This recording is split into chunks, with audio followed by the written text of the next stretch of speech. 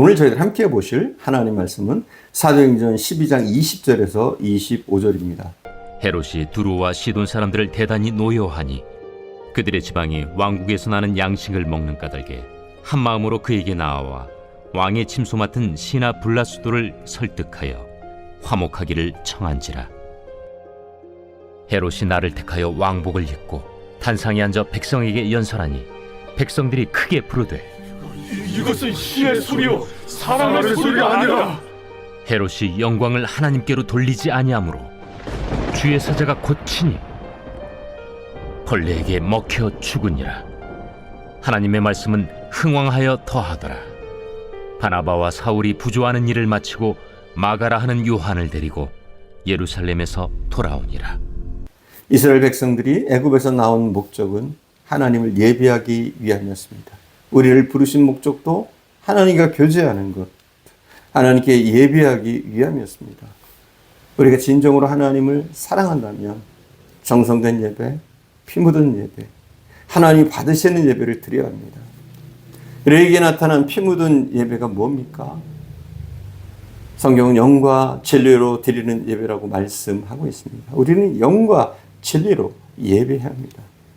어떻게 하면 틀에 박힌 형식적인 예배를 벗어나서 어떻게 하면 피 묻은 예배를 드릴 수 있을까요? 예배 시간에 우리가 참여할 때 많은 사람들이 단지 의무감 때문에 교회에 나오는 경우가 많습니다. 예배를 드리는데 꽂아놓은 보릿자루 마냥 아무 느낌도 간격도 없이 침묵으로 일관하면서 그냥 앉아있다가 그냥 떠나갑니다. 그런 분들이 의외로 많습니다. 의무감에 그냥 습관처럼 왔다가 가는 분들이 의외로 많습니다. 어떤 이들은 예배 시간이야말로 잠을 보충할 수 있는 유일한 시간으로 알고 늘 그렇게 활용하는 사람들도 있는 것을 봅니다. 왜 자리에 나와 앉아있는지조차도 모르고 나와 앉아있다가 시간이 되면 그냥 갑니다. 얼마나 안타까운 일입니까? 예배란 의례에 정해진 순서에 의해서 한치의 오차 없이 진행되는 것이고 틀에 박힌 형식으로 이루어지는 것이니 졸고 있던, 무엇을 읽고 있던, 딴천을 피고 있던 말던 시간이 되면 끝나는 것이라고 생각들을 하는 분들이 있습니다. 여러분, 예배는 그런 게 아닙니다. 형식이 아닙니다. 어떤 분들은 예배 시간이야말로 자신의 인내력을 키우는 시간으로 삼아 자신들이 예배를 참는다라고 생각하는 사람들도 있습니다. 과연 우리들의 예배가 이래서야 되겠는가? 뭔가 새로워져야 하지 않겠는가? 이런 말씀입니다, 여러분. 마치 죽은 신에게 제사 드리듯 이렇게 해서는 되겠습니까, 여러분?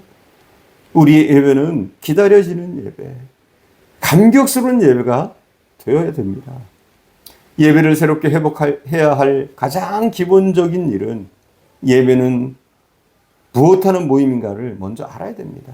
우리가 예배의 중요성, 예배가 무엇인지 알 때 우리의 예배는 회복되어질 수 있는 줄 믿습니다. 이스라엘 백성들은 회막에 모여서 예배를 드렸습니다. 회막은 하나님을 만나는 장소였습니다. 예배는 살아계신 하나님을 만나는 행위입니다. 예배 시간을 통해서 그분을 높이는 것입니다. 그래서 예배의 중심 인물은 언제나 하나님이어야 합니다. 또 원리는 성경 말씀입니다. 곧 신령과 진리, 영과 진리로 예배하는 겁니다.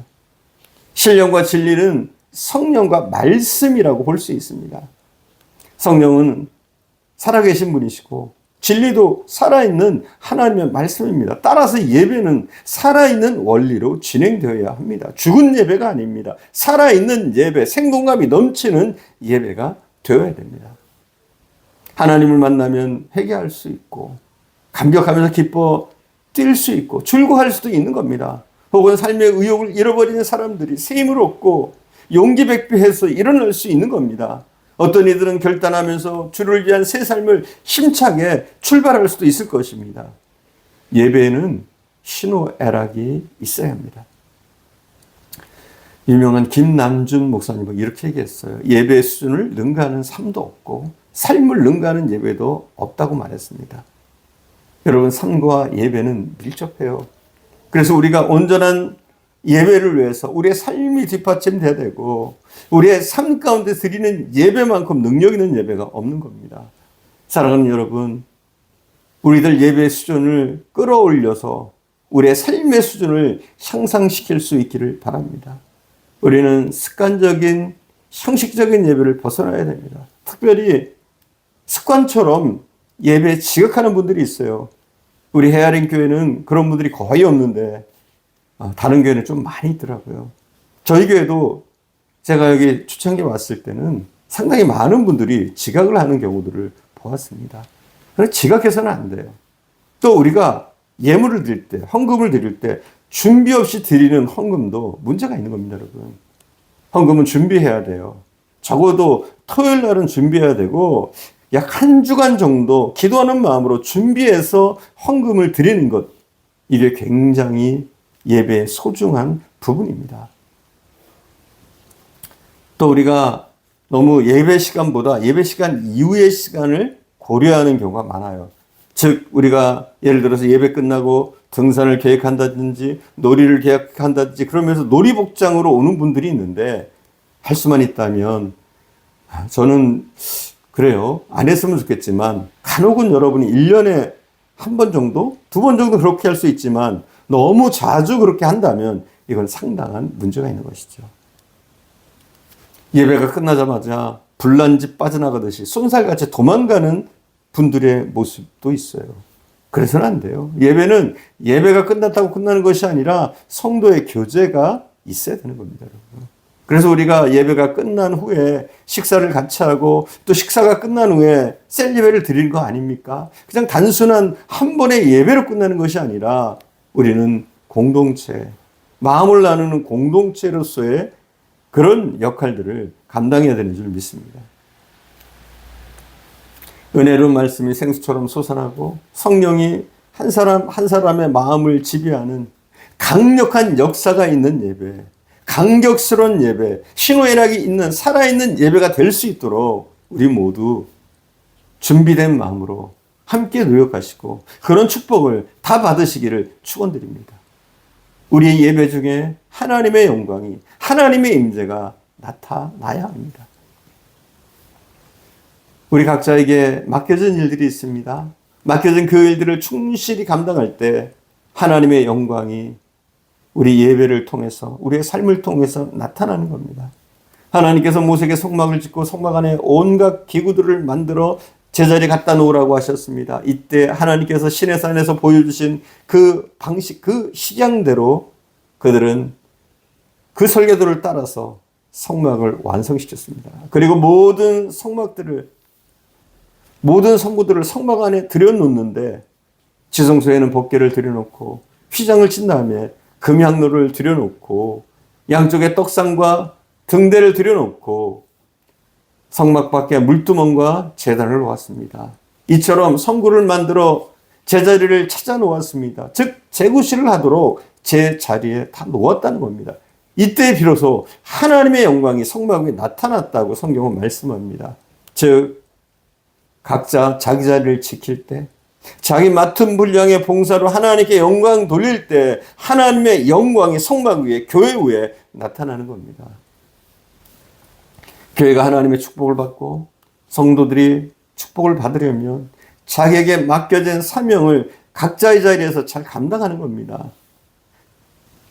자신들의 직분을 감당할 때 하나님이 우리 교회에 축복하시고 뿐만 아니라 우리 가정에 축복하시고 내게도 축복해 주신다는 말씀입니다. 우리 중에 하나님의 집에서 직분을 맡아 충성하고 그 중에는 직분이 없이 오가는 성도가 있을 수 있습니다. 할 수만 있다면 현재 이 순간에 신앙생활에 충실하시기 바랍니다. 꼭 하나님 앞에서 한 가지 직분이라도 좀 맡아서 여러분 충성하시길 바랍니다. 하나님이 여러분에게 사명 부어주시길 간절히 축원드립니다. 교회에서 한 가지 이상 사명을 맡아 일하는 것이 여러분 자신과 여러분 가정에서 축복이 되는 일입니다. 나는 이 교회에서 할 일이 없습니다 하는 분들은 청소를 위해서 빗자루라도 들고, 교회에서 전도를 한다고 할 때 전도지 몇 장이라도 들고 나가서 복음을 전하는 그 일을 하는 것, 이게 사명 감당하는 거 아니겠습니까?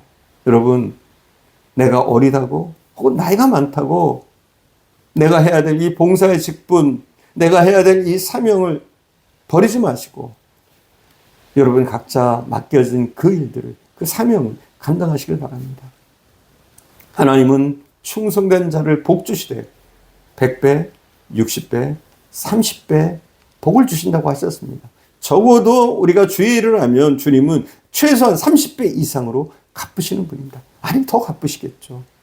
이것을 믿으시고 연약하지만 부족하지만 할 수 있는 것이 별로 없지만 내가 할 수 있는 그 작은 일로 하나님께 영광 돌릴 때 하나님 우리를 통해서 축복하실 뿐만 아니라 우리 예배 가운데 강력한 하나님의 임재가 나타난다는 사실을 여러분 기억하시기를 바랍니다. 기도하겠습니다. 사랑하는 주님, 우리는 연약합니다. 부족합니다. 그러나 하나님 앞에 온전한 예배로 영광 돌리기를 원합니다. 우리가 최선을 다한 예배로 영광 돌리게 하옵소서. 형식적인 예배 틀은 이제 다 던져버리게 하시고 우리의 진실된 마음과 우리의 중심을 다 모아서 하나님이 받으실 만한 기름진 예배를, 하나님이 받으시는, 하나님이 흠양하시는 예배를 드릴 수 있도록 인도해 주시기를 원합니다. 준비된 예배가 되어지게 하시고 준비된 헌물이 되어지게 하시고 우리가 정말 준비한 마음으로 하나님 앞에 나갈 때 하나님의 강력한 임재가 나타나게 하옵소서. 또한 우리 각자의 자리에서 맡겨진 사명을 감당하고 또 교회에 맡겨진 직분을 따라 우리가 충성할 수 있도록 인도해 주옵소서. 우리가 주의 일을 감당할 때, 몸된 교회를 위해 섬기며 봉사할 때 성령의 강력한 임재하심이 우리의 예배 가운데도 나타나는 줄 믿습니다. 오늘도 함께 하신 주님께 감사드리며 우리 구주 예수님의 이름으로 기도드립니다. 아멘.